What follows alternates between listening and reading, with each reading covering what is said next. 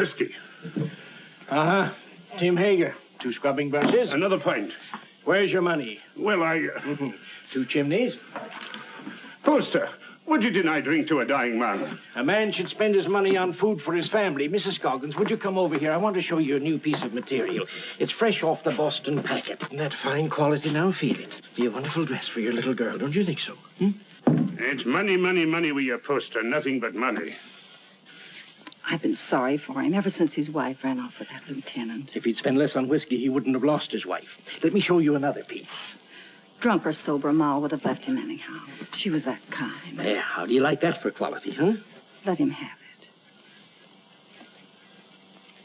it. Very well, Tim Hager. You'll have your whiskey. But this is the last time... All right, Poster. No preaching.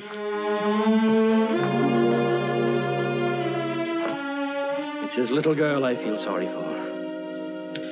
Poor little Jenny Hager. Faster, faster!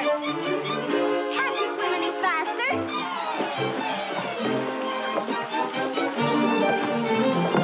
You're not even trying. Faster, faster, faster! Faster, faster! Come on, faster!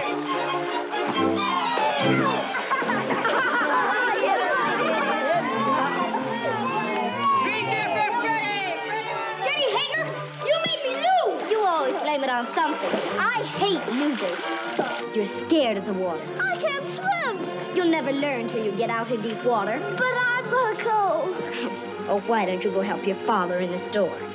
Measure out coffee and count wormy apples. You're no good down here. Go on, Ephraim. You can't swim till you try. Go ahead, Ephraim. He'll drown. I'm scared. Let's pull him out. No. Look, he's scared to death. Then he'll drown. Who cares? What's all that racket about? Judge Saladine! The judge, run for it. Poor Ephraim. Poor Ephraim. Off it. Come on, boy. Hey, what's going on here? Good gracious. It's Ephraim Poster. What's he doing in the river? He can't swim, can he? Oh, what happened, Jenny? Those awful boys pushed him in. Poor Ephraim, poor. Nearly poor murder, that's what it is. If it hadn't been for you, Jenny, he'd have drowned. You all right, Ephraim? The boys didn't do it.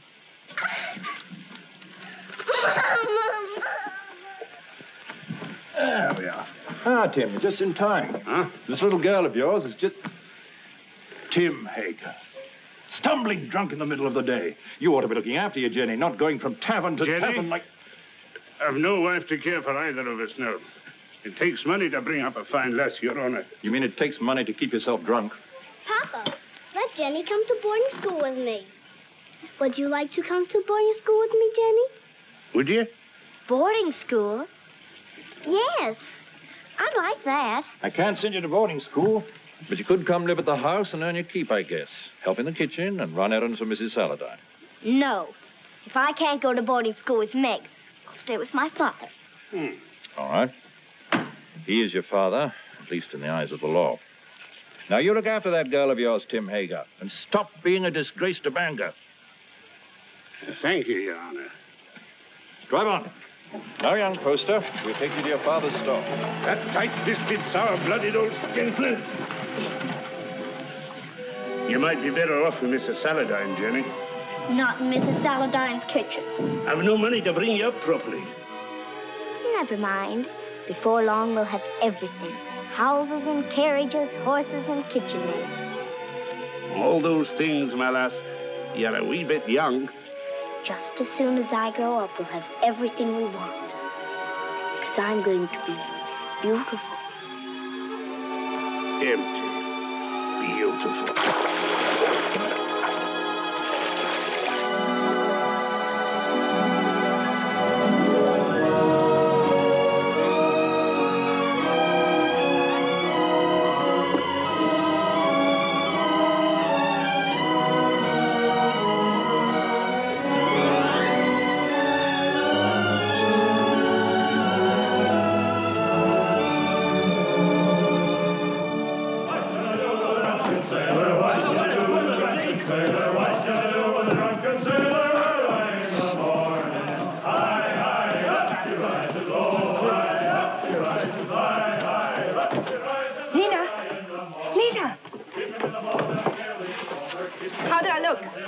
Nice, nice. Enough ribbon? Not for me, but the real ladies have different ideas. Oh, get some more color in your cheeks.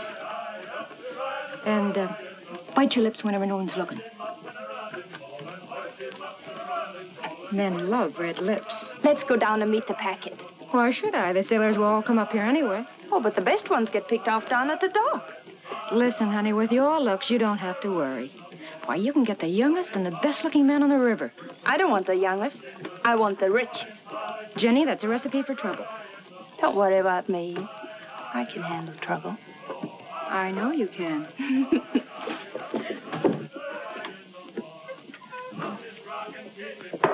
Whiskey. All right, Mr. Hager, but you needn't holler.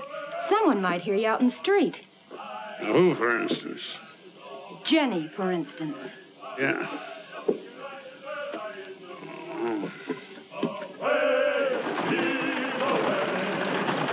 Put some life into those men. Come on. Heave. Away. Heave. Yo-ho. Heave. Away. Heave. Yo-ho. Well, Jenny, come down to see the cargo? It's exciting. Well, we get used to it after a time. I suppose I import more stuff than any other man in the state of Maine. How many vessels do you think I own, counting the lumber barges?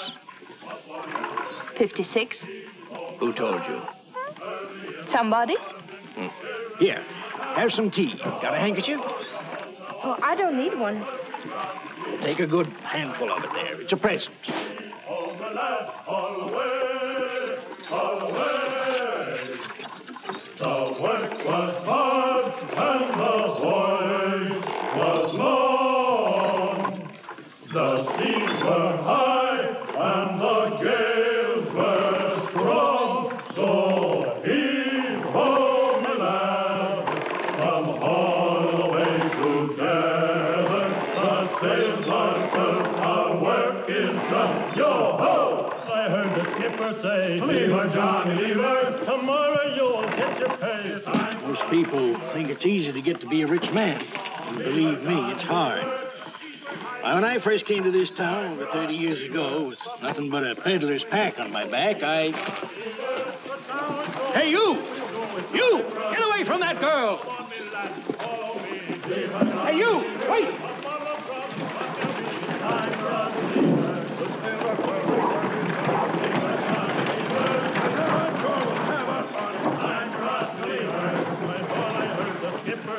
Leave her, Johnny, leave her.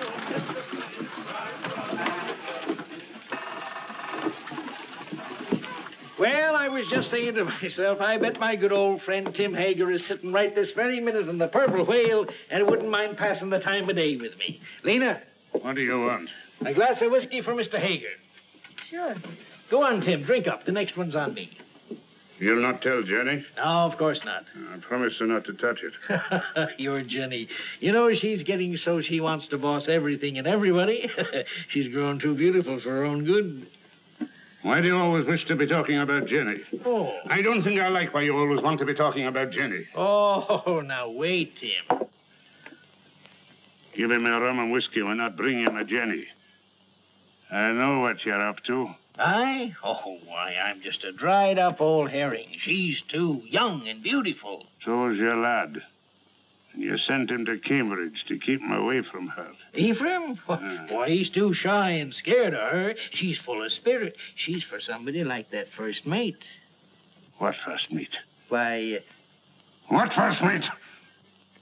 why, Lewis. My first aboard the Gadfly. He's as handsome as the old Nick, that boy. When I saw him and your Jenny walking away just now, I said to myself, there's a youngster who knows his way about with the women. Where you going? Home.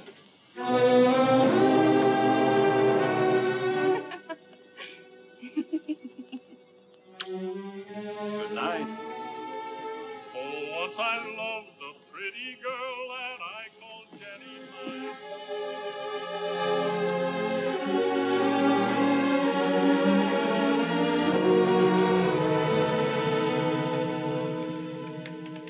You're like your mother.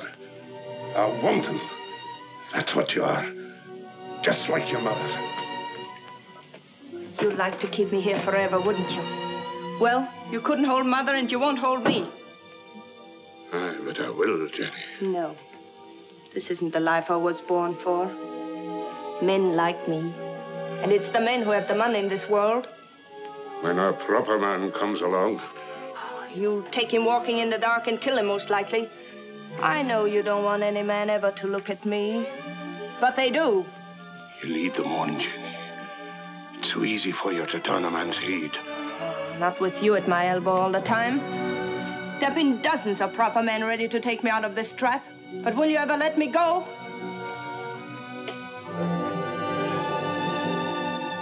I know Mr. Poster wants me. I made him want me. What do you think of that? There's a devil in it, Jenny Hager. A devil straight from the bad place. And I'm going to whip him out of you. You're going to beat me. This is one beating you'll not like.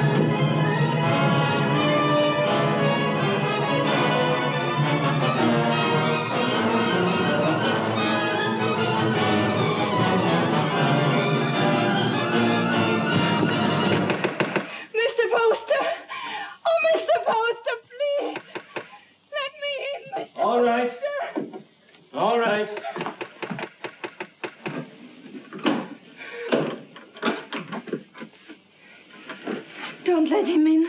Don't let him get me. He'll kill me, Mr. Poster. What is it, Jenny girl? Who's after you? Father took after me with a whip. Land of promise, Mr. Poster. Come help her, Mrs. Hollis. There now, Jenny. Don't worry. Everything's going to be all right. You bathe her and rub some butter on them bruises and put her in my bed. Oh, that Tim Hager, he ought to be birched. That would take 6 men to do it. He's big, Mrs. Hollis, but no bigger than righteousness. If the town don't birch him, he'll be birched by the Lord. You showed good sense, Jenny, in coming to me. I'll do this. You stay outside. Oh, there now. If you keep on crying, your face will be all swole up tomorrow. And that's no way for a pretty face to be. He held me with one hand so that I couldn't move. And then he beat me until I thought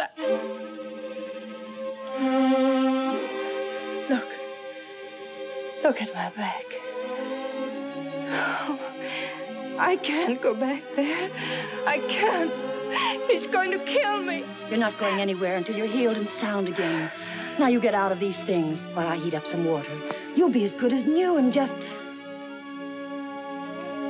Yes, Mr. Poster. Something you wanted?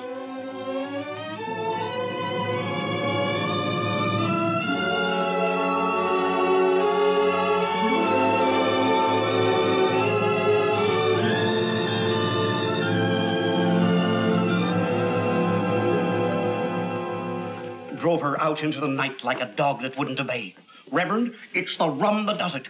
We ought to scourge every tavern keeper out of town and into the river. If I had my way... We ought to be deciding about the girl, Deacon Adams. There's been enough scourging for one night. One thing is decided. The girl mustn't go back to her father. No. Someone must take her in. I would, only my daughter Mary doesn't like the poor girl. Then she's not for your house, Reverend. Make a bad situation worse. I guess we could use her to clean and maybe help in the kitchen. But a young girl eats like a man. It's more than victuals, Deacon Adams. Your wife has all the understanding in her heart that a man could ask. But Jenny's of marriageable age. Yes, that's bad. And yet we can't turn her loose on the town's charity. She needs a home. Well, yours is fairly empty. Oh, no. Leave me out of it. It wouldn't be suitable for me to take her into my house. I have no wife. You have a housekeeper, a very respectable woman. But she might leave me, and I not able to get another. We'd have a scandal in the town. Aye. No, marriage is the only answer. And the answer to that is a younger man. What about your son Ephraim? They used to be so much together. Ah, he's a schoolboy, frittering away his time at college. She needs a responsible man. Well, there must be someone. A pretty girl always has a lot of friends. What good are friends? Most of them no older than her. It's our duty to find her a good home, an honorable name, regardless of the man's age. And it should be somebody with money. And by that description, Mr. Poster, you've named yourself. Oh, no. She turned first of all to you, Isaiah. Besides, I know you're not a man to thrust a suffering lamb back into the wilderness. Maybe she won't have me. She'll marry you, Isaiah. She's a sensible girl. And in the meantime... Mary? Mary. Bring me one of your dresses. Anything, only not too expensive. I'd be good to you, Jenny, if you married me. Like a father. A good father. And he ought to know how with a son your age. You can go back to sleep now, Mrs. Hollis. You've done all you can for tonight. I'll make up Mr. Ephraim's bed for you, Mr. Poster. It ain't as warm there, but you'll be comfortable. Your father couldn't come after you, Jenny, if you married Mr. Poster. You'd be free. An intelligent girl thinks of the future when she chooses a husband. I could marry you to each other right now, Jenny.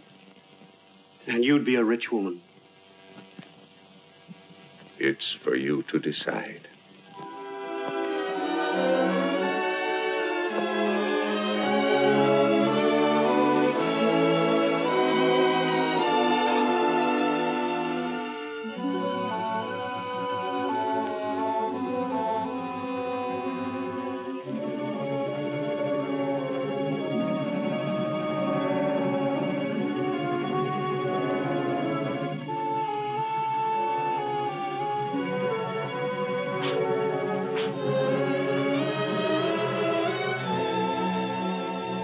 And when my father died, I turned to the only friend I had, Mr. Poster. He was very kind, taking me into his home and giving you a nice young mother. Think of all that means, Ephraim. You must learn to say yes, ma'am, like a proper son, because I shall demand obedience and love. And if you refuse, my dear son, I shall punish you by not kissing you goodnight. Now, Ephraim, do come home and see what a fine parent I can be. I do think families should be close, don't you? Jenny? Why, Meg Saladine, come in. Oh, if you're busy, Jenny, I can... No, don't go away. I was just ordering something from Boston. Something to brighten up the house. How nice. Mr. Poster's a very lucky man. This has been a very lonely house for him. Oh, I'm going to make a lot of changes. Meg. Yes? Will you help me? Of course, Jenny, of course. The water glass always here. And the wine glass here. And, oh, Jenny, you'll have to get rings for the napkins. Now, the biggest plate here. Oh, money changes everything. All I ever needed before was a knife and a spoon. But you want to be a lady. Give dinner parties and entertain your husband's friends. I'm sure Cleopatra never bothered about napkin rings. She didn't live in Bangor. Oh, that wouldn't have stopped her. It wasn't by knowing how to set a table that Cleopatra got along. Oh, Jenny. Every time I say something true about men and women, you say Jenny. Why does a proper lady have to be embarrassed about plain talk? It isn't honest, and it makes old maids. Doesn't anyone here care about church? Judge Saladine and Mr. Poster are waiting outside, and I'm in the ladies' choir. Didn't apply to me, that remark about old maids. I've already met my very special gentleman. He's not anyone in Bangor. His name's John Everett. He's Wood's boss for her husband, and he's a very educated man. Is he young? A little older than I am. Good looking? He's beautiful.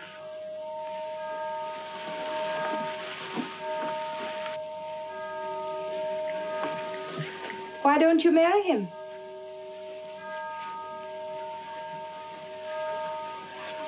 He won't. He has no money.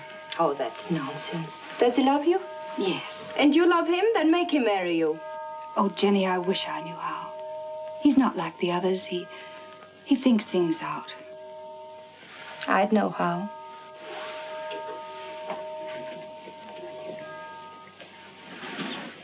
I wouldn't give him a chance to think.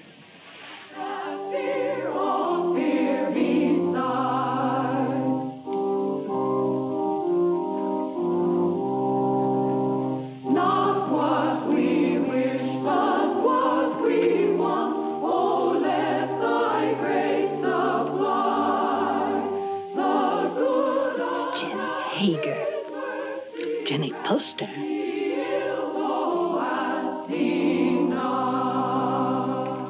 Before me sit the wealthiest families in Bangor. I've seen them before in the privacy of their homes and in their offices. When I came to them to ask for money to enlarge this church, they gave me not enough to erect a temple of branches on a hillside. And so again today, in the house of God, as they sit here with their consciences, I ask them now to pledge funds to enlarge this church. I cannot ask of the poor, but I can ask the wealthy. And the poor shall know the names of those who do not give. Mr. Poster.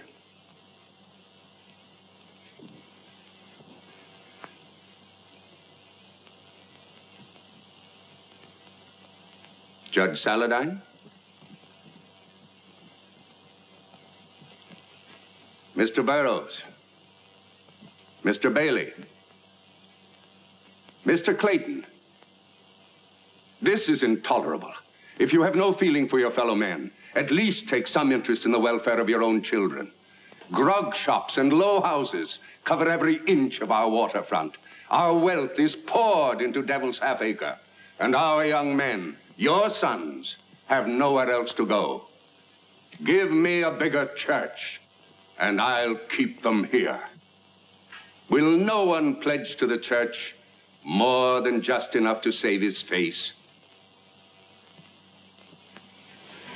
Mr. and Mrs. Isaiah Poster will contribute $1,000.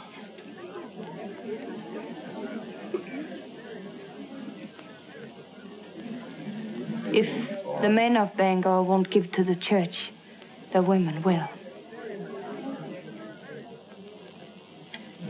Mr. and Mrs. Partridge pledge $500.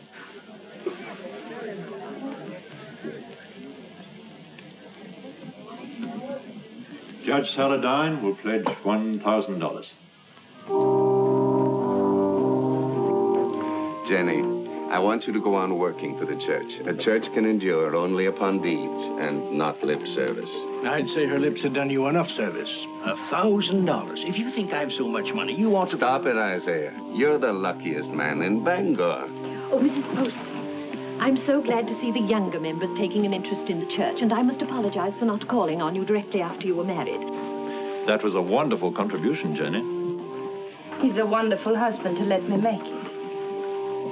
Good morning. Good day, Reverend. Good day, Reverend. Good morning. Good morning. Good morning. It ain't the money I mind, but I'd like to know what you're doing with it before you do it. I gave the money because I hate grog shops and what they do to people.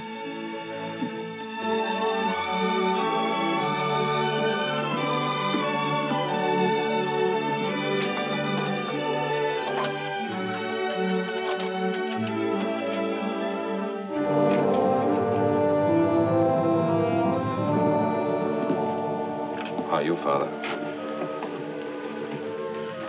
Hello, Mother. My name's still Jenny.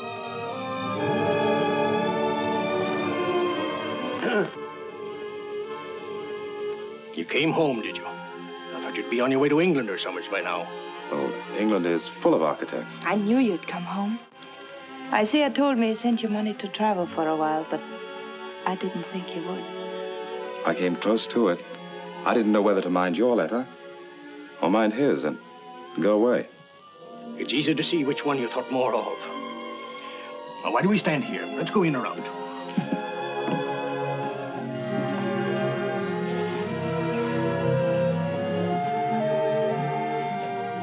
And let me do the writing to my son. Mr. Ephraim. My Mr. Ephraim. Why, you've grown as much as you ever will, haven't you? Oh, I'm stunted. They don't know how to bake an apple pie in Cambridge. You'll have one every day if only you'll stay here. He'll stay.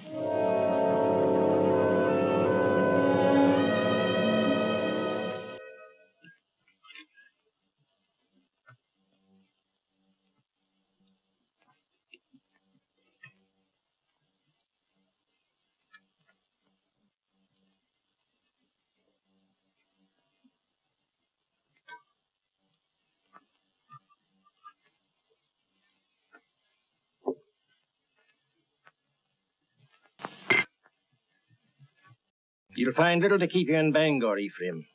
After your fine ways in Cambridge, you'll be hard to please in this town. I thought I'd come home and go to work, sir. Work? Yes. What's your time worth to anybody? What did you ever do but waste it? It wasn't wasted. He's an architect. And a good one, too. How do you know? The same way you know he ain't. You heed my advice and you'll go someplace more suitable to a gentleman. Bangor's a boom town. Loud, rough. Growing faster than law and order. Takes a strong, stubborn man to make his way here. We need gentlemen, too. For what? To tell you the kind of bonnets and doodads the Boston ladies are wearing? Yes. A young man of fashion would be very popular in Bangor.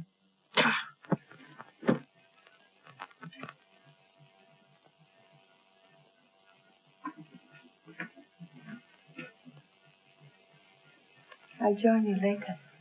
Well? Yes, Father. But you said yourself that Bangor was a boom town. Fortunes are made every day. Rich people will want fine houses. You heed what I said in my letter. Travel a bit. What makes you so angry with me? All I did was to come home. I get angry at you because of your ways. You think I don't know how you've been spending my money. Hard drink and easy women. I know your kind. Isaiah, you shouldn't upset your father. I'm sorry.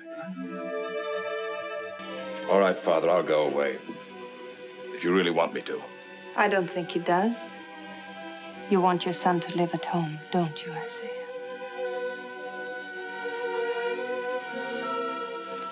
I've got a headache from all this talk. I'll lock up. It's time we all got some sleep.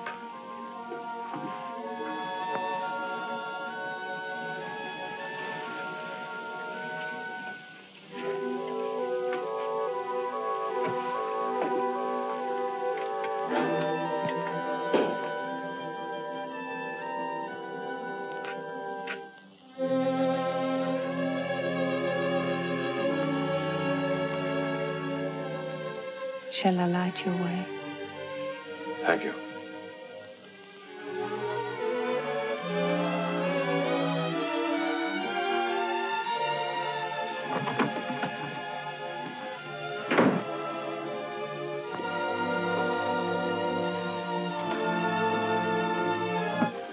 It's been a long time, Ephraim, hasn't it?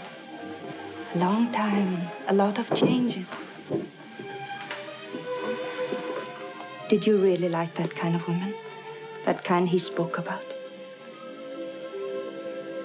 I'd rather not talk about it, Jenny. I used to see them near our house before I came here. I used to watch them and wonder about them. I can see how women would be attracted to you. All kinds of women.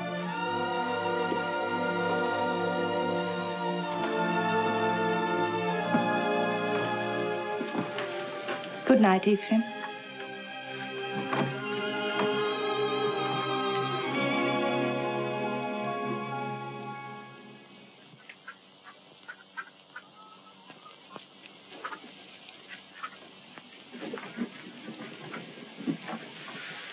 Got everything? Yes, all the groceries. But no spectacles. They're hard to find. I'll tell Dr. Mason to bring you a pair when he comes by tomorrow. All right? Oh, please, not Dr. Mason. He's a very good doctor, but he won't wait for his money. You're not to worry about money. Your husband worked for mine for a long time, and if Mr. Poster wants to send you a doctor and a pair of spectacles, it's his privilege. Mr. Poster? I'll be by in a few days, and in the meantime, if you need anything, send one of your children. Thank you.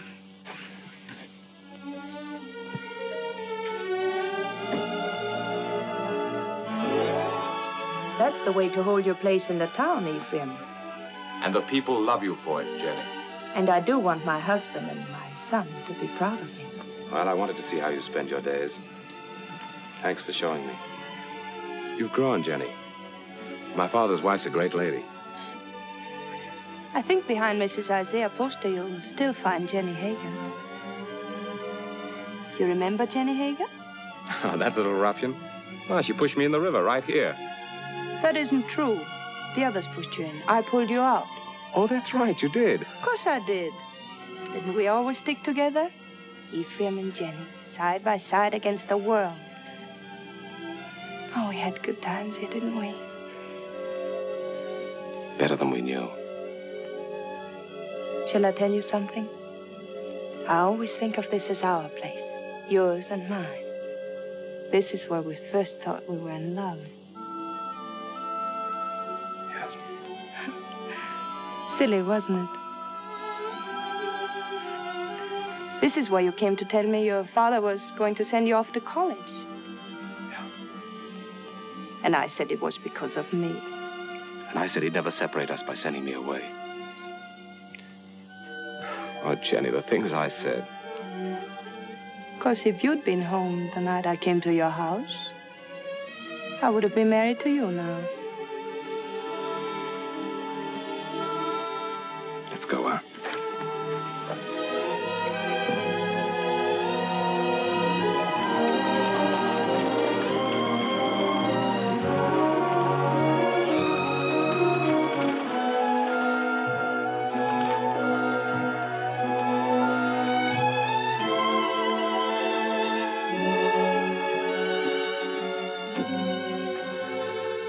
Come into the store and wait on me the way you used to. Another time, Jenny. I want to go up and talk to Father.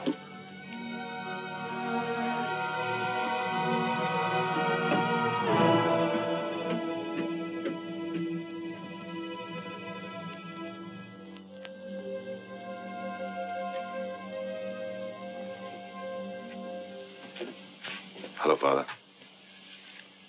Be with you.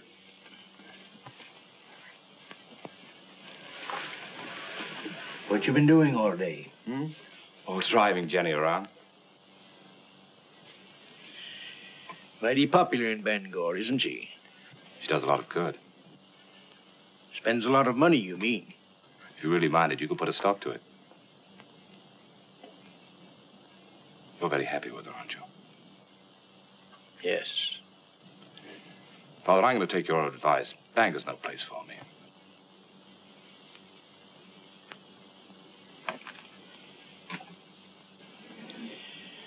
When will you be leaving? Right away, before the river freezes. I thought I'd spend the winter in Boston and then go off to Europe in the spring. I think your father needs you here, Ephraim. Why, Jenny, you feet like a bird. I didn't hear a sound. You want him to stay, don't you, Isaiah? Why don't you tell him you want him to stay? Can't you be honest with your own son? I'm honest with everybody. You might be of some small use to me if you stay on. But if you don't like it here, get out. Only don't come meeching back again. If you go, I'm through with you.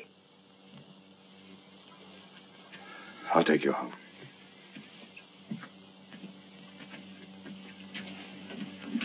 Don't work too hard, Isaiah.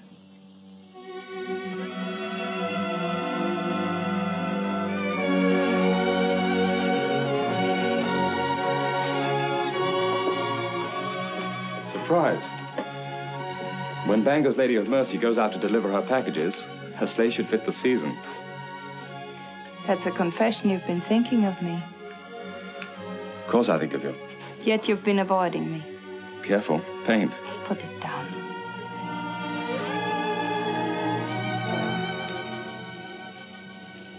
You leave the house early and you come home late. You never walk into a room where I am unless someone else is there. Why? Jenny, we shouldn't be standing out here like this. We might just as well be out on Main Street. Anyone could pass by. They wouldn't think anything wrong of it. You wouldn't. If you weren't thinking of me as you do. Jenny, you're married to my father. And his son loves me. He's been so good to both of us. His son has always loved me. I should have gone away. But you couldn't. Because you love me. Yes, I've loved you since before I knew the meaning of the word. The day I came home, the time you kissed me. The moment I said I'd stay here, I've loved you and loved you and loved you. Jenny! Jenny!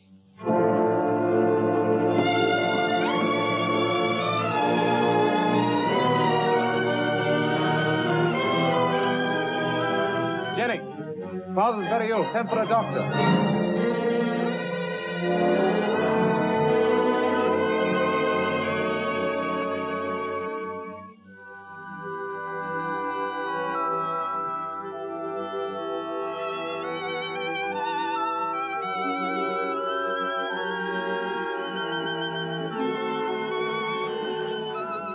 Jenny.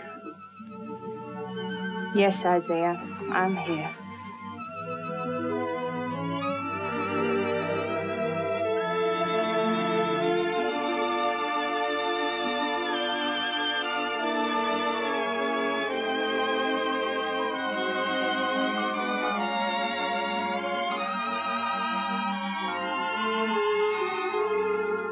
You keep this up and you'll fall in your tracks.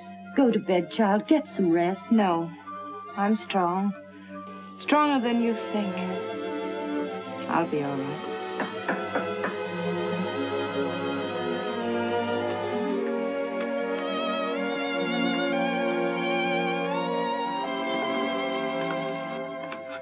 How is he?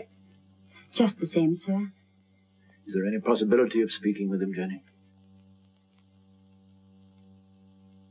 There's trouble in town. Dr. Mason says warm weather might bring him around. But that's a long way off. We're at our wits' end. There are too many people in town, too much idleness. Did you hear the shooting last night?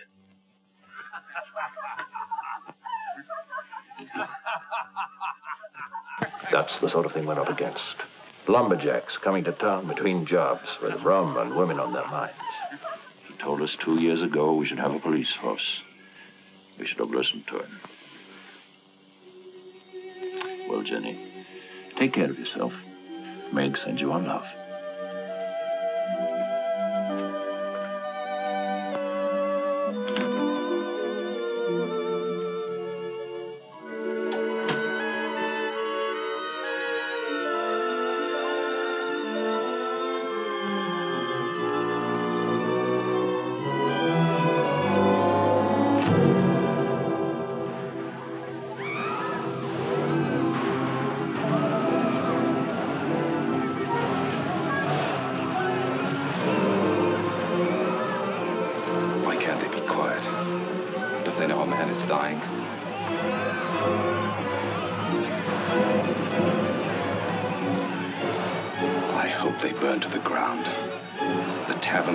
And the people in them.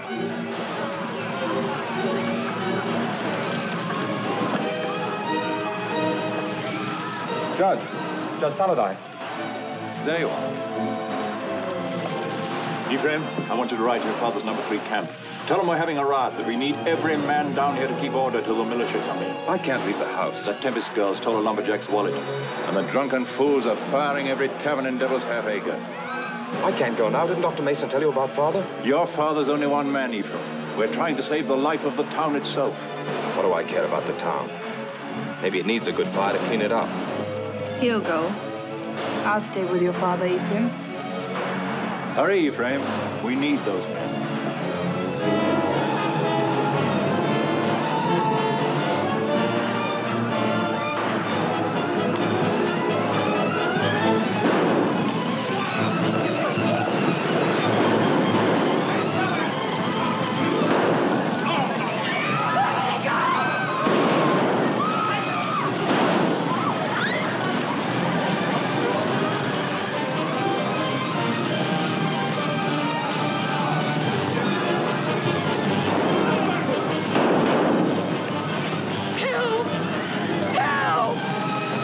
Jenny! Jenny! Let me go! Let me go! Help!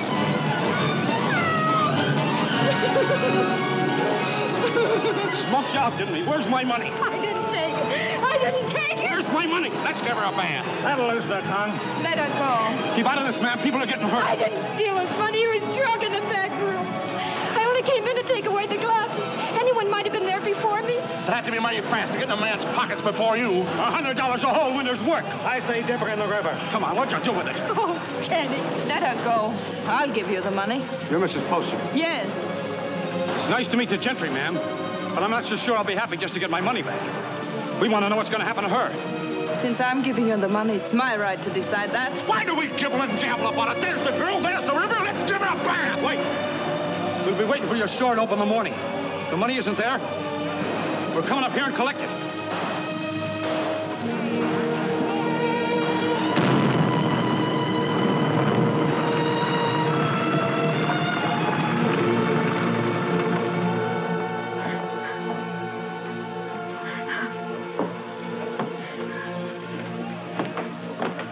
They're crazy with drink, Jenny. Burning and shooting and stabbing. I didn't take that money. Why, the town's so full of thieves and pickpockets, it could have been anyone. They were going to tar and feather me. I hid upstairs under the rafters. They burned the place to the ground.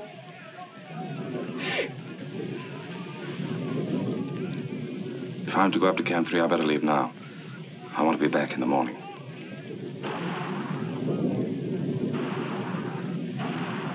Oh, Jenny, what am I going to do now? No place to live, no place to go.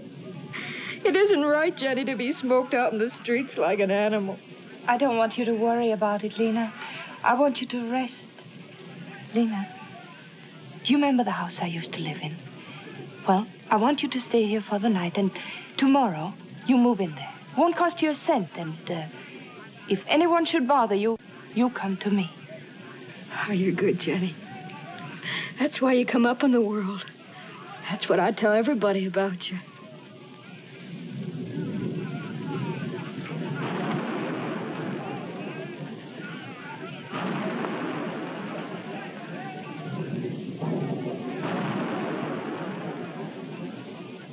Jenny, you're wonderful.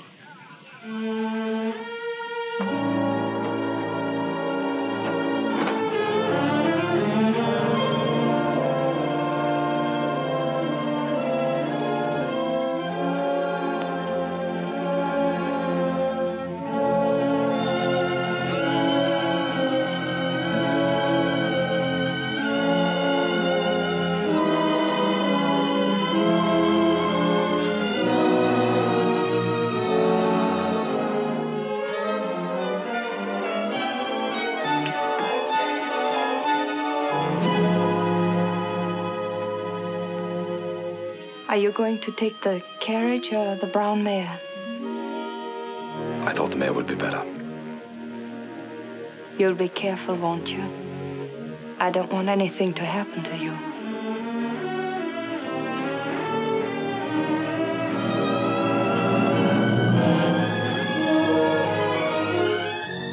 Mrs. Poster? Oh, Mrs. Poster?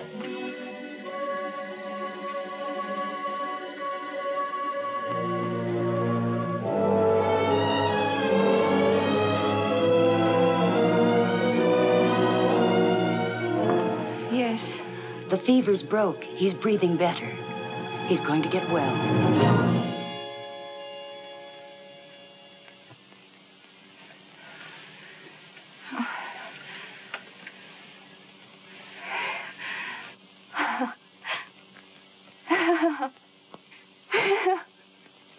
Jenny, my poor child. You've been so brave. But you mustn't break down now. You mustn't.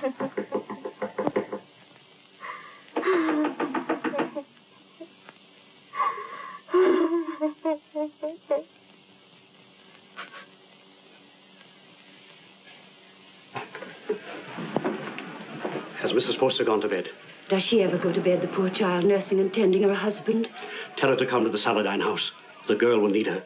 What's the matter? Judge Saladine got into the fight. Hurt? Dead. Ask Mrs. Poster to come with us. It needs a woman to tell the girl. Mrs. Poster's been under a great strain. She's gone through enough. You better get someone else. Wait.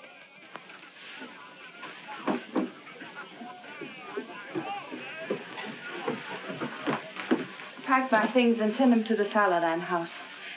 I'll be spending the night with Meg.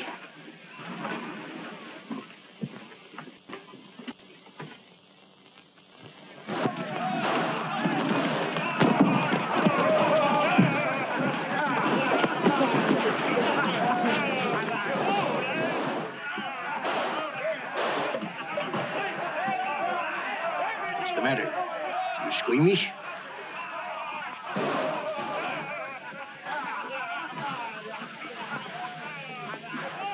They're still fighting.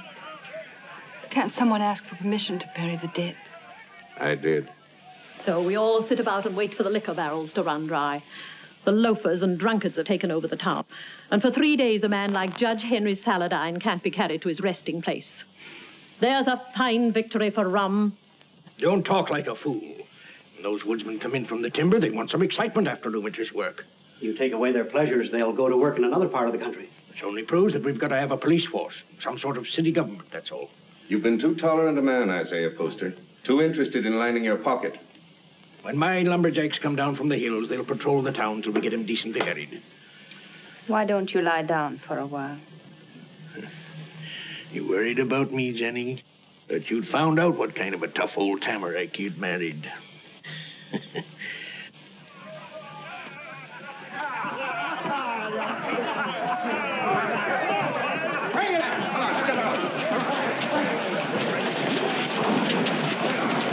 Well, we can start the funeral. What I said still goes. Get a little law and order in the town, and the grog shops can stay. It's good for business. Where are you going? Those are my boys. Going to give them orders.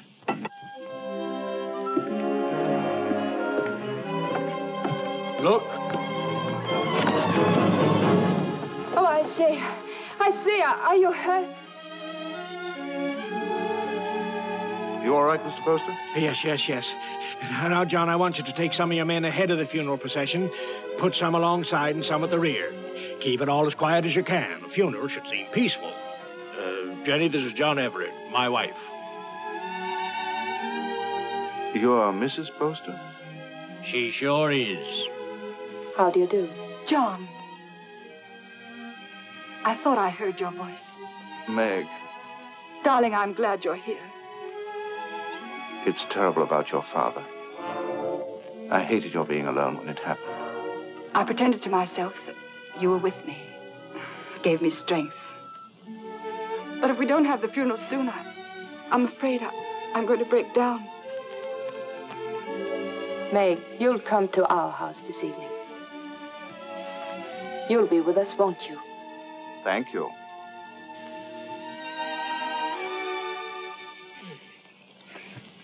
No, those aren't my after-dinner pills. These are from my spleen. Let me look again. I'll find them in a minute. And bring a glass of tepid water. Yes, Mr. Poster. Shall we go into the parlor? No, Jenny, leave them alone. You know how young folks are. John has to go back to the camp in the morning. Go back? Yes, of course. Darling.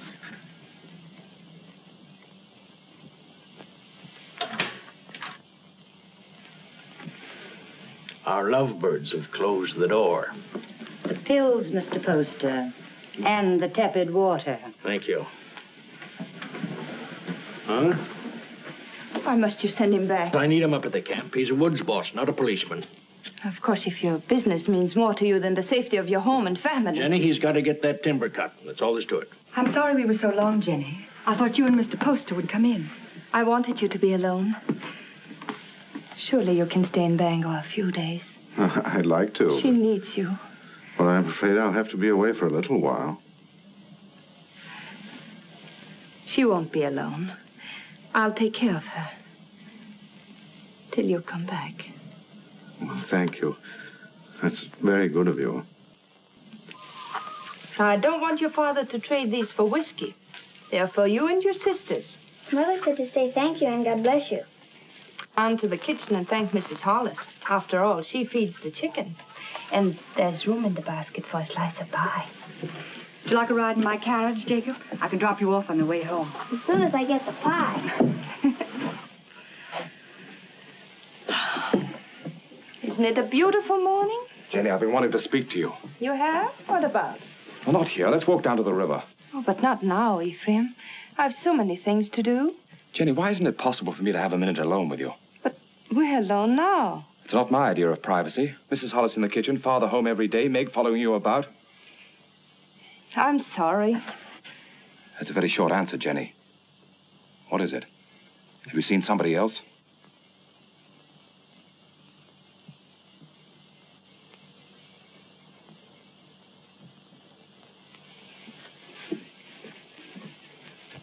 They stole nearly 10,000 feet of first-run pine. Where? Upper Big Bend. And there's not a trace of who did it. Mr. Poster, unless you get the law to step in, there won't be a choice tree left in that whole section. Law. I own that land, and I'll make my own laws. I've got to make a trip up to the hill countries. Timber pirates. I want you to come with me. Me? It's time you saw what pine on the stump looks like. It's my business, and you ought to learn it. Come along, I'll get you something to eat. Thank you, sir.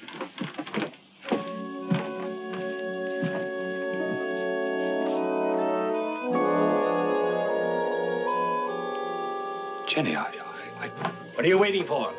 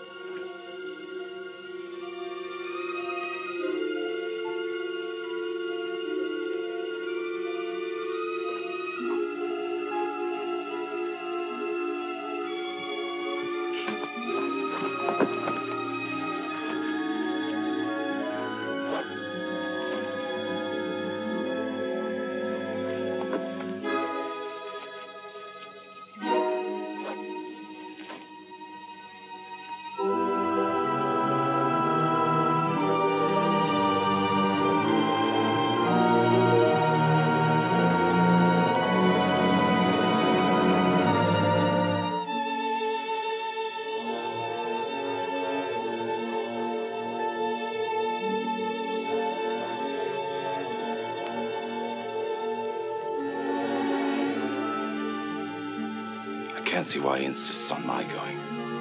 I'll be dead useless weight, and afraid of the water besides. Boats would be bad enough. These will be canoes, flimsy Indian canoes made of birch bark.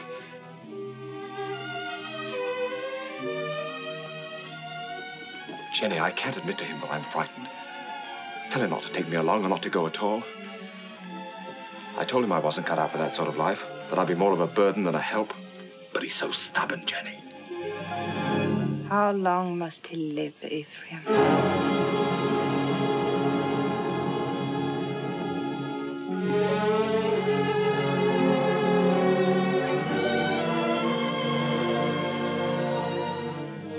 How long must he live between us?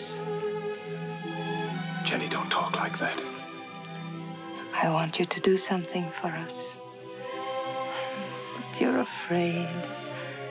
I could promise you so many things, and yet you're afraid. He's my father. As long as he's alive. Why does everything frighten you? You're going to make me very angry. And if I get angry and go on wanting you the way I do, I might tell him what happened between us. Nothing has happened between us. No.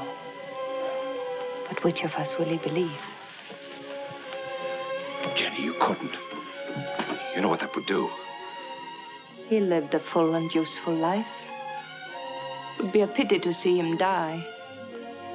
But a greater pity to see his life ruined. With a lie.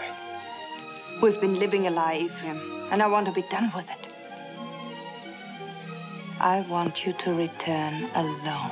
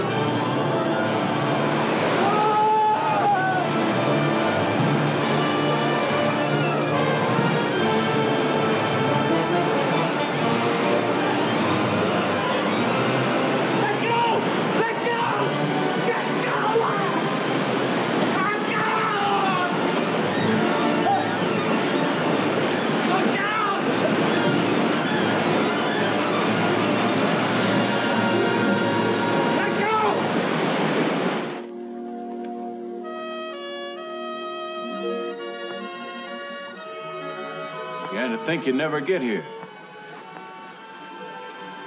Where's the old man? Where's your father? What happened? What happened? He make old man die. Now, we go through swift water.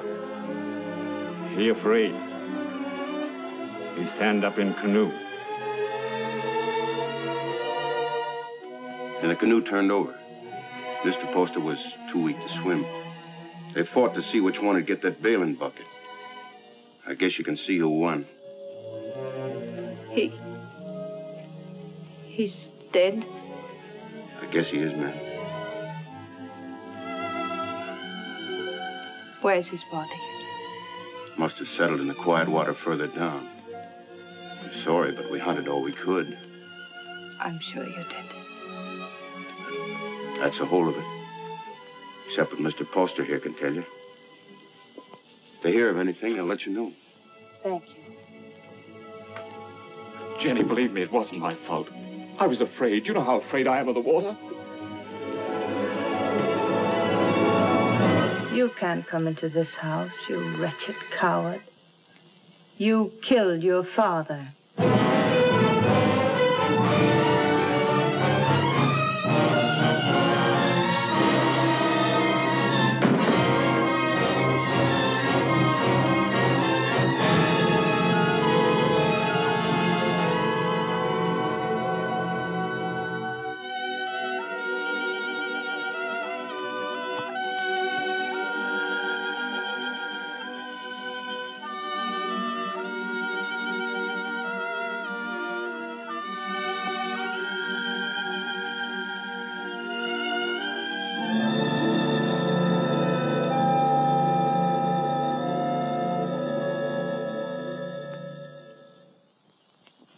My husband was a fine businessman, but it never occurred to him to provide for the handling of his fortune after his passing. Well, there'll be no cold, unfriendly bang telling my woods bosses what to do. No disrespect intended, Mrs. Poster, but it's a man's world we live in up in the woods, and we don't rightly see how a woman fits in. Duncan's right. He's right, ma'am. You'll go right on living in your world without interference. I'll own the properties, but you'll take your orders from your superintendent, John Everett. That's fine. That's fine. That's a great honor, Mrs. Poster, but My husband would have selected you, so I'll do it in his place. Thank you for helping me, gentlemen. This will be the first time I ever worked for a woman. Go down in there.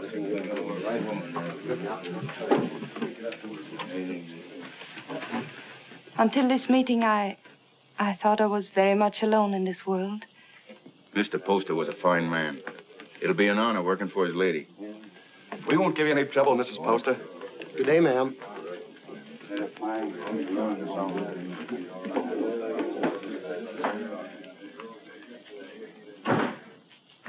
This is a wonderful thing you've done for me, Mrs. Poster. Have you any objections to working for a woman? Well, that depends on the woman. It'll be like managing a kingdom. Mr. Poster used to think of whole townships as other men think of acres. It really is a kingdom he built up. It's too bad. Too bad there's no heir to take the throne? Yes. Poor Ephraim. I never gave him a chance to explain. I accused him without proof. What more could you need? They saw him do it. I didn't. And I know he loved his father. You've got to stop brooding over it, Mrs. Poster. You'll only harm yourself, and it won't help Ephraim. I saw him on the street last week. He was drunk. And Dick and Adams were shouting, "You've chosen your damnation, and eternally damned you'll be." There wasn't anything you could do to save him. You're very tired, Mrs. Poster. I won't be after today. I've placed my troubles on your shoulders. Please carry them well for me.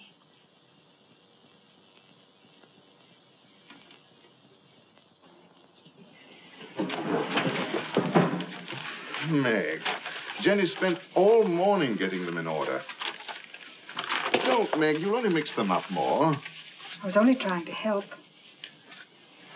Oh, I'm sorry. I didn't mean to shout. You're tired. In every bone, driving timber was nothing to this. You might as well have remained in the woods for all we see of each other. I'm doing my best, Meg, but the work takes up all of my time. I know. I wasn't criticizing. I was just wishing that... But what?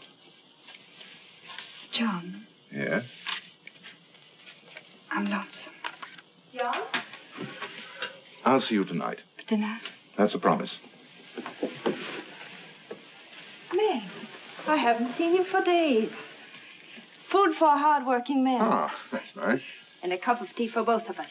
You'll have some, Meg, won't you? There isn't enough for the three. I'll give up mine.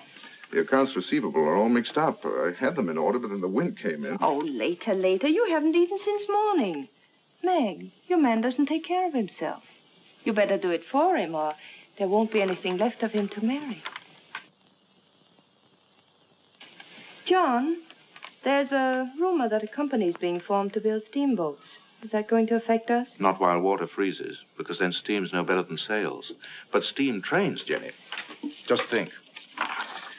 There'll be one to Old Town, and one maybe to Holton, and definitely one coming this way from Augusta. And we can load our wood right on our own trains and get into market weeks before the ice breaks. We'll outsmart everyone in the business. There'll be no stopping us once we get started. Jenny, you'll be the richest woman in New England. Then we'll have to make you the richest man. What's happened to Meg? Meg?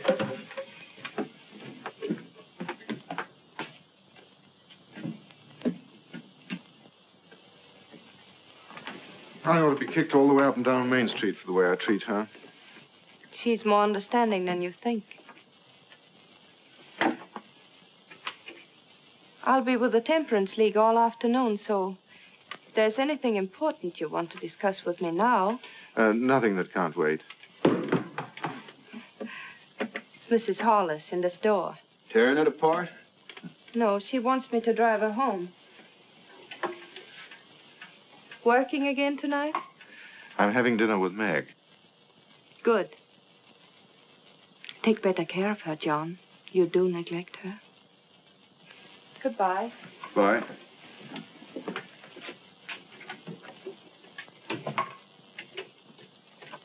Camp 3.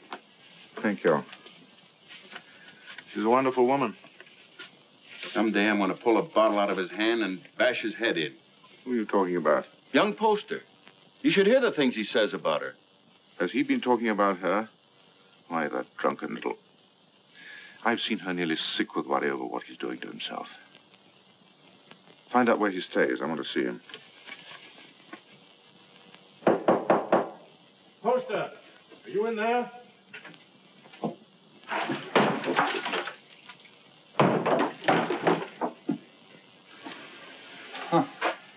I must be making trouble. Much more than you're worth. I'm worth very little.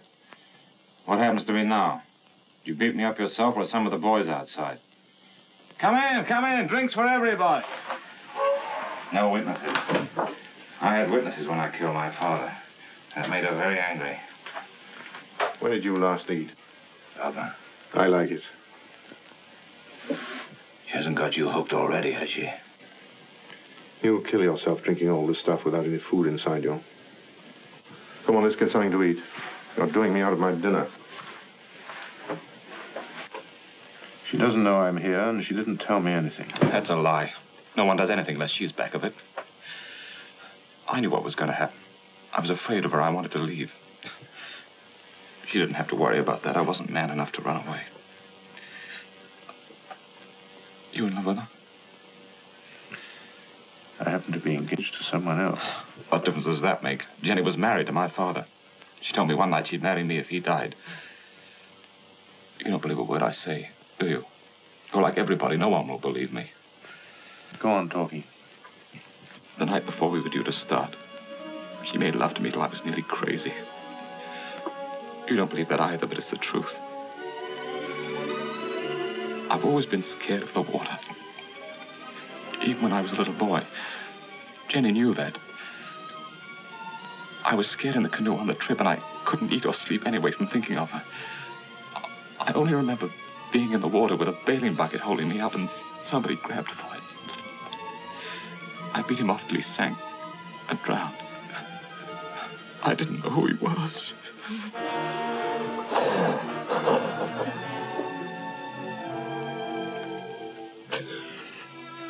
She's so rotten. You've got to believe me. She's not even a human being. Maybe I did know who he was. I guess I did. She'd put the thought in my heart. And if I hadn't done it then, I know I would have later.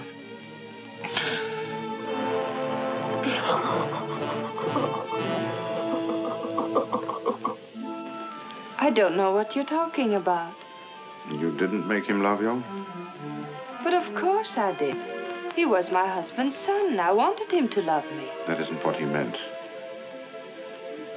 Was he sober when he told you that? Jenny, don't you think I know when a man is lying? Before he talks very much more, you better prove that you had nothing to do with him. Prove? To whom? To the town. The town. Is that what you want? Come back with me to his shack. I want you to face him. Now. But... the rain. You know what happens to the roads in the rain? Yes. They get very muddy. But they don't change their direction. Good night. Oh, no. It isn't that I'm afraid. You mustn't believe him. Please. All right. I'll go.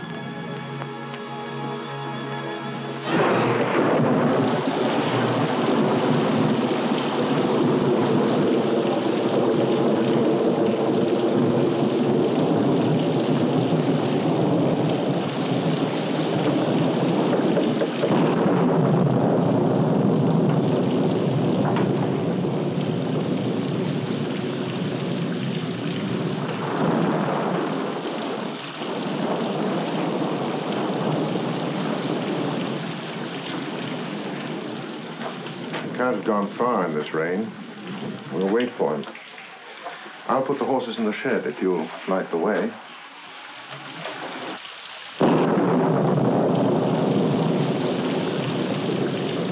See if the shelter's clear.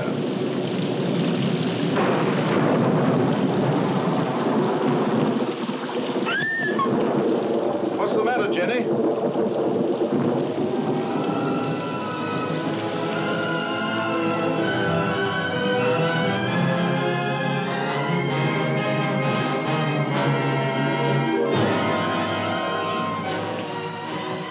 Don't look, Jenny. I did that. I drove him out. Jenny. Don't say I didn't do it. If I would have said one word to defend him, others would have listened. I killed him. Didn't I? Jenny, please.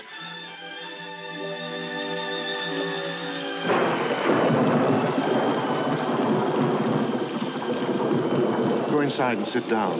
You're shaking.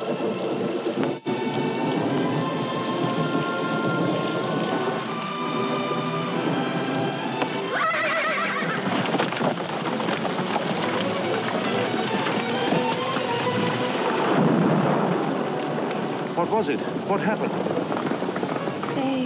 They were frightened.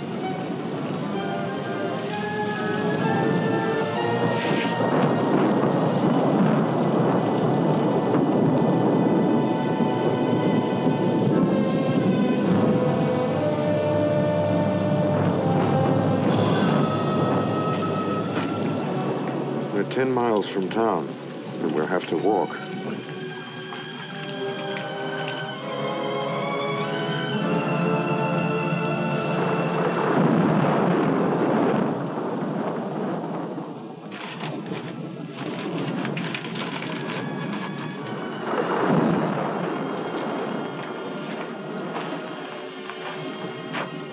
I can't understand how Ephraim could have done a thing like that. It isn't atonement, it's running away. And you can't run away from the hereafter. It's not Ephraim who's upsetting you. It's because you're here with me. Well, aren't you worried about your reputation? It's a small thing to worry about after that. We better try to sleep.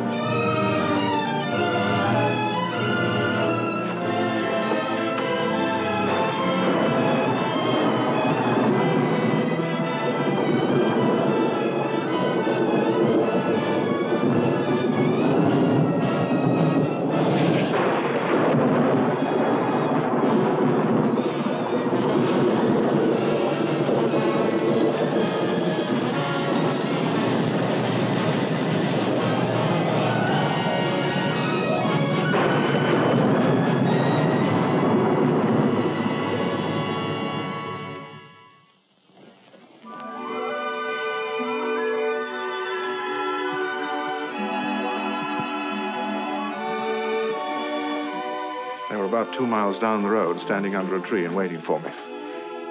And the carriage? Just a broken axle. I can fix it in an hour.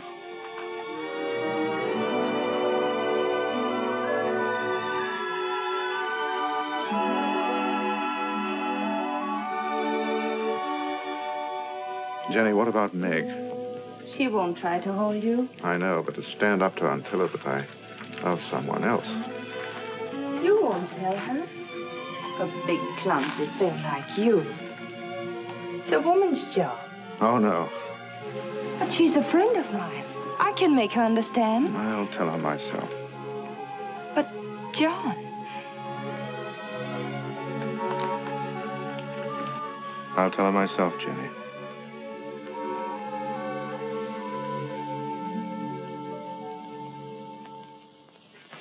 It must have been the storm. That's the only way I can explain it. The storm and the excitement and the lightning struck us. What more can I say? It's nice that we're such friends. Makes it easy to talk this over. There's nothing to talk about. I love him. But if you still want him, he's yours. You know that. You know I'd give him back to you if you asked me to. I suppose I'm a fool. Why? I should have realized that when he said he loved me, he must have said the same thing to you just the day before. No, he didn't. He never said those words to me. I thought it was because he was shy.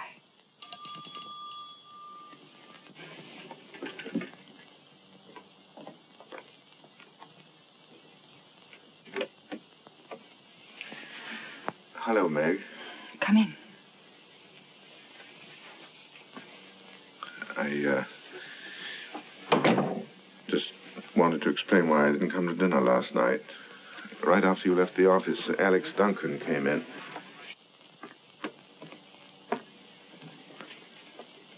Jenny, I told you I wanted to explain this to her myself. I didn't think you should. I'll be waiting for you outside.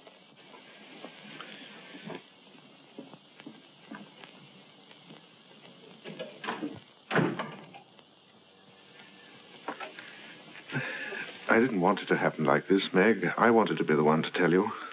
I don't see what difference it would make. the same story, isn't it? I suppose so. When will you be married? Right away? In Bangor? I don't know. Jenny will take care of the details. I saw this happening a long time ago. There was nothing I could do about it. She's waiting for you.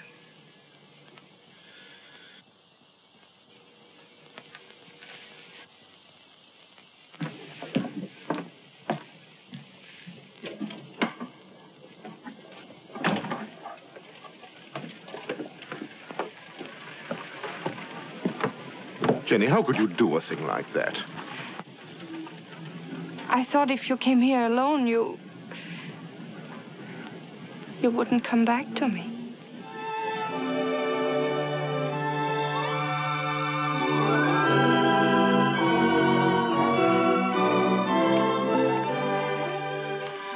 My dear son, I wanted to be with you this Christmas, to see you again, and to meet your wife. But all your brothers are bringing their families here, so I can only send you this ring in my place. It was given to me by your grandmother to be passed on to the wife of my eldest son, and I know Jenny will care enough about it to do the same. Will you? What if we only have daughters? We'll have sons. I have made up my mind. What else does your mother say? Well, she talks about my brothers and how deep the snow is, and then she says, "A Merry Christmas to you both, my dears. The Lord bless you, Jenny, and make you fruitful. My arms ache for John's first boy." Your mother must be a wonderful woman. I hope that someday you'll say I'm just like her. Well, that won't be easy. Mother had 9 sons. What a lot of boys running about the house. Must have been very uncomfortable for her. Oh, she loved it. She would have been uncomfortable with a small family. The Everetts run the numbers. Tell me about your brothers. Are they all tall and handsome like you? Do they all have pretty wives? Why? Prettier than I am? You vain little peacock. You know there's only one answer to that. Say it. I married the loveliest of them all, and the best. Say, I love you. I love you.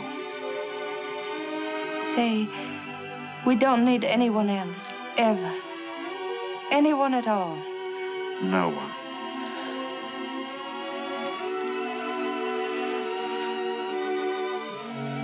I always lose happiness. I can't seem to hold it. Keep me happy, darling.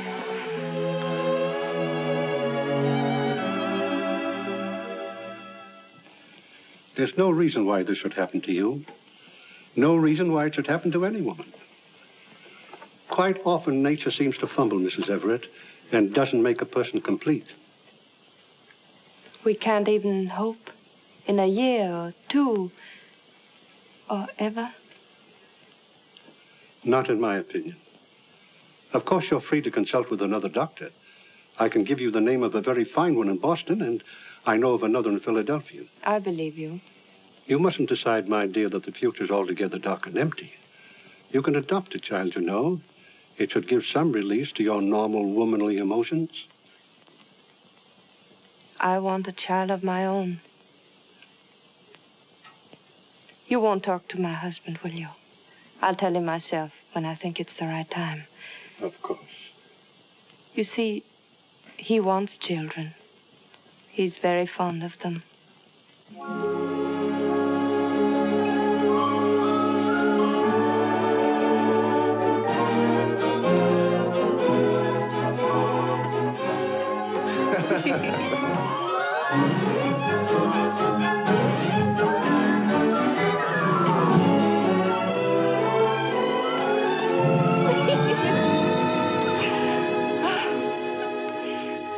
I never knew what love was before you. I know now I was never married to Isaiah at all. Jenny, I want you to forget Isaiah. I want you to forget your whole life before I came into it. You know, a lot of new furniture isn't going to change that house. Why do you want to go on living in it? Oh, but it's a good house, John. It'll stand for a long time. At least until we know just where to build another. Well, I'm not finicky about where it'll be.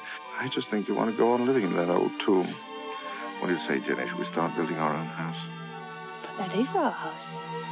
It belongs to Isaiah Poster. Let him keep it. Oh, but he's dead and he left it to me. It belongs to him and his son, and it's full to the roof with sorrows.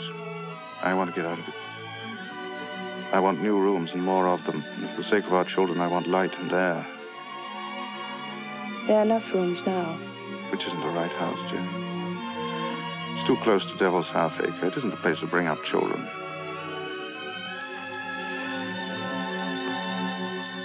There won't be any children. Nonsense. Is it? Ask Dr. Bailey. He'll tell you.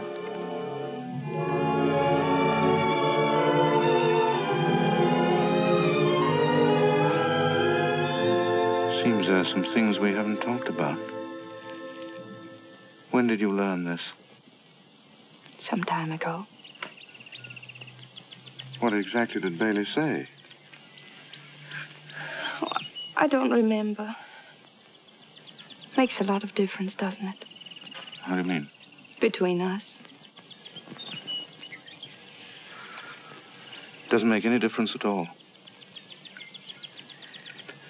There are many things a husband and wife can live for. I wonder what you'll think in a few years from now. I'll think that you're more beautiful than ever, and that I love you very much. Oh, look. There's Lincoln Pentridge. He's a great man. He has special powers.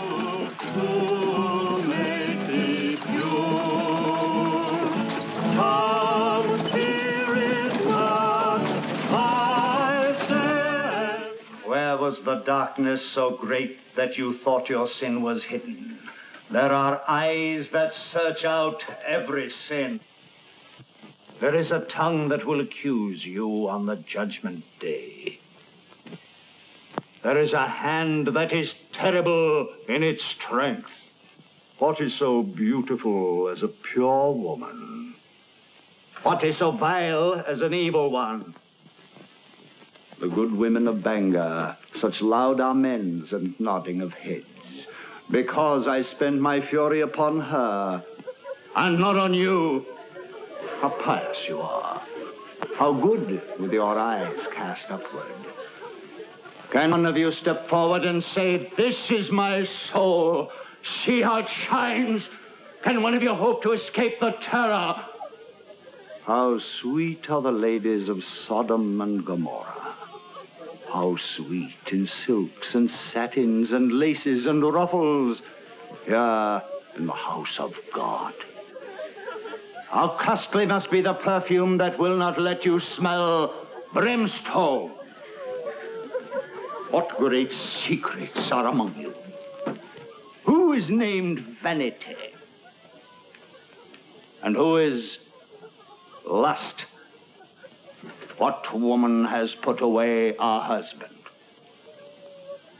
Which of you has taken a man from her sister? This is your sister. Come forward and sit with her and be counted. You cannot hide behind your beauty. Your beauty has made you evil, and evil destroys itself.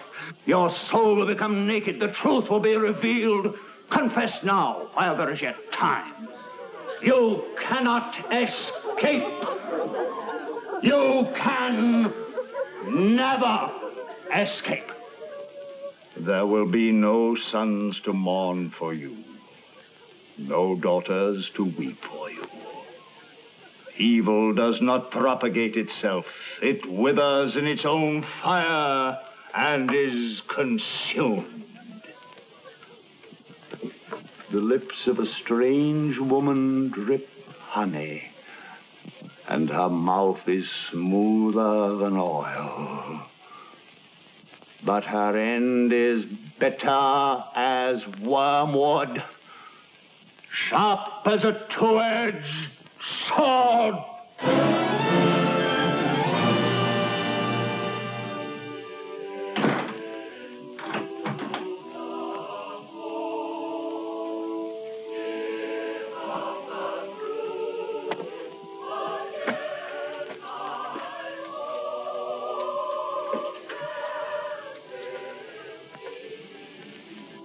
What's the matter, Jenny?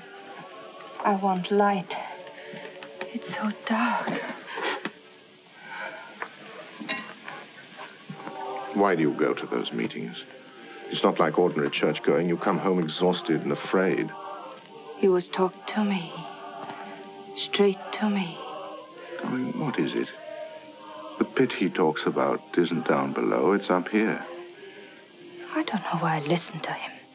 He tries to trap people. Tries to make them admit things that aren't true. He's not any better than the people he talks about. No, he's right. The town is becoming a sinkhole. That horrible man. To say to me what he did. He wasn't talking. He was talking to people like Lena. Jenny, I've come to a decision. We're going to put Lena out of your house. No. I don't care what she meant to you when you were a child. I'm talking about what she is now. I don't want you to be connected with her. Why not? In what way is she different from us? Except that she's more honest. She goes out of your house tomorrow. I don't want her sins on your hands. You good, righteous man. You hypocrite. Telling others what they must and must not do while you live in this house with me. Do you know what went on in this room before Ephraim killed his father? Jenny. Do you remember the things he said about me? You said he was drunk and afraid. Of course he was afraid. We're all afraid. There's hell opening under our feet. Jenny. This is where he sat. Sit down, John, and I'll show you how I made him kill his father. Sit down and I'll kiss you the way I kissed him. Why do you look at me like that? Why do you pretend everything he told you was true and you knew it? You knew it!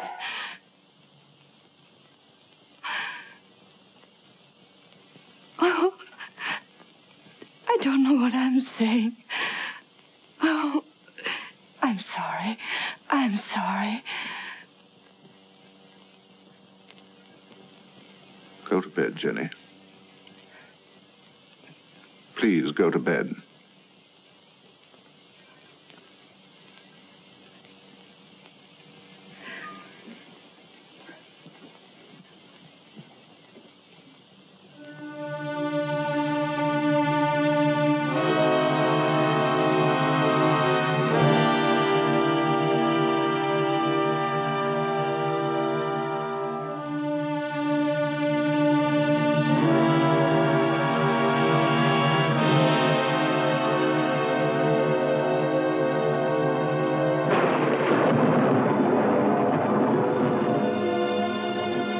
John, is Mrs. Hollis back from church?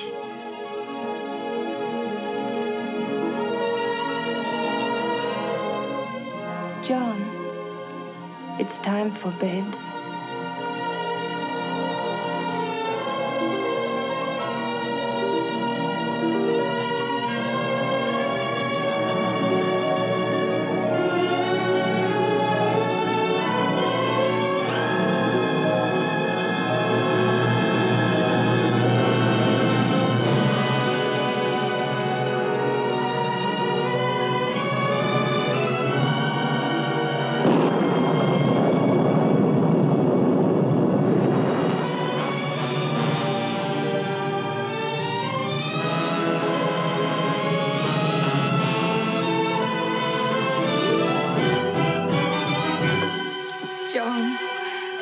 Forget what I said. You know I couldn't have done it. I never believed it. I tried not to believe it. Because you love me. You still do. Yes. Darling, don't be unhappy. We know each other now, and that's good. There'll be no more misunderstandings, no more quarrels. Oh, darling, there'll be just the two of us. No, there won't.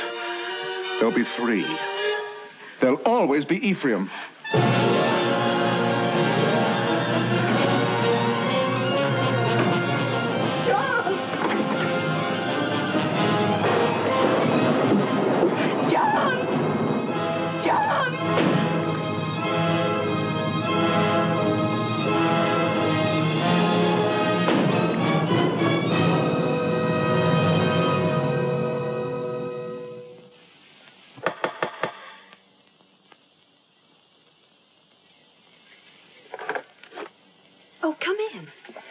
Mary, I'm looking for Mr. Everett.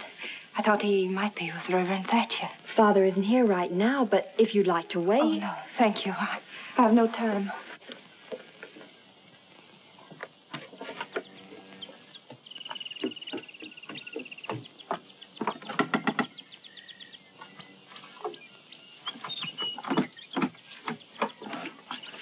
Good morning. Is Miss Saladine home? No, Mrs. Everett. She went out. Oh. Has Mr. Everett been here? Oh, no, I haven't seen him. Thank you.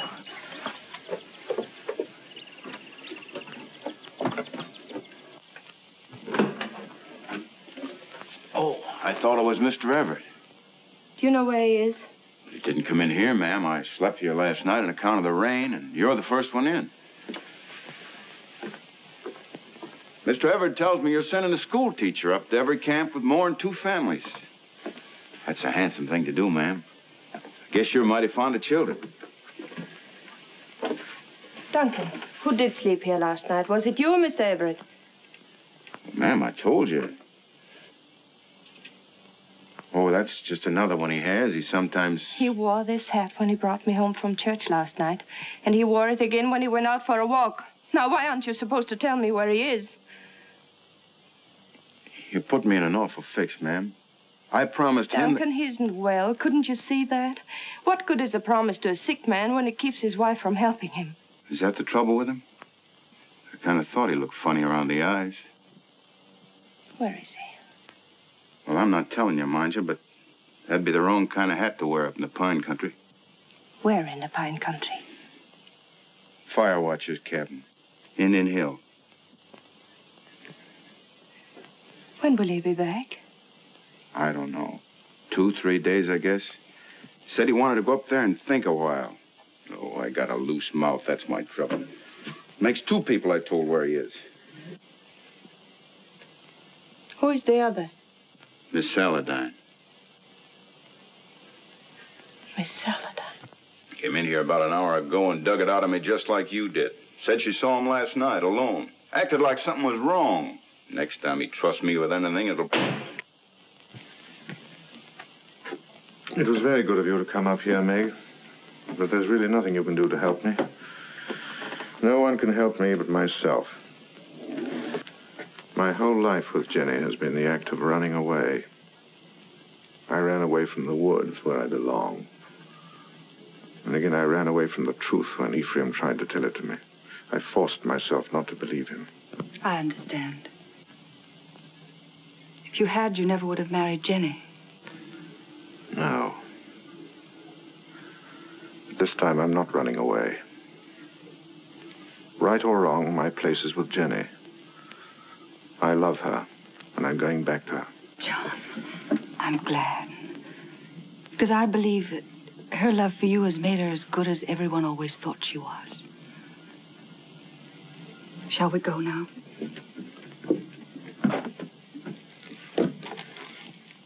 Jenny will be anxious.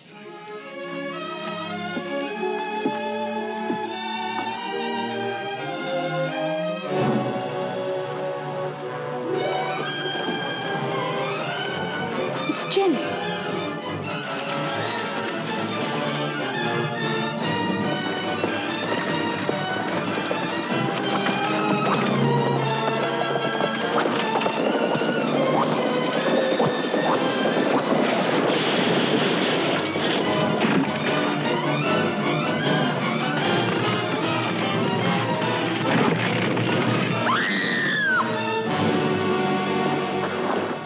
Jenny.